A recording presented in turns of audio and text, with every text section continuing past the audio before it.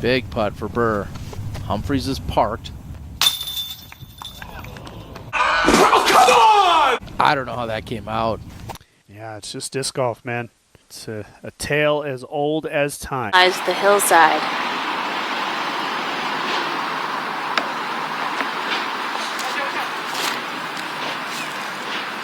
Yeah, what's in the final round forecast?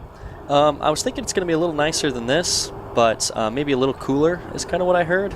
Don't know for sure. Definitely should be looking at that, though. Oh, no. What? Oh, my goodness. Off the OB wall on the top of the wall. And then it somehow spins back in or gets pushed back in with the wind. Yeah, that was a wild one. Gan and I were both standing there like, oh, I've never seen that before.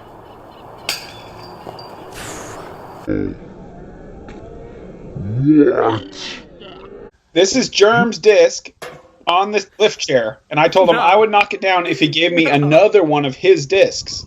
I threw that one, and it stopped somehow right on top of the other one. So now there's two of Germ's tournament discs, like 30 minutes before he tees off on that lift chair. I don't know how this happened. This is a 1 in a million. I could not believe this. And if you pause this, this video, this video went on for quite a while. Joe just kept recording.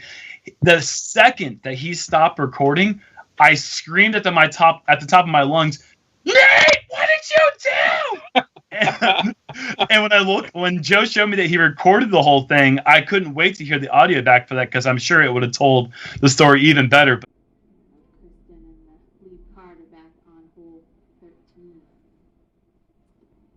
After such a great drive by Henna, she air.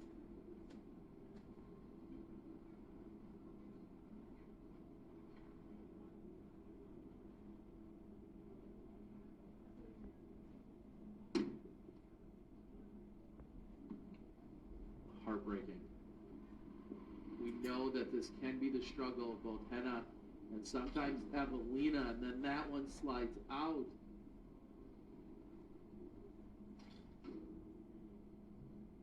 Just hurts to see. Or watching the footers that I'm out of there because I don't want to embarrass myself even more. Yeah, speaking of getting out of the way of the cameras. I remember that stupid little branch impaled my nipple, so I had to try to deal with the situation before I had to throw.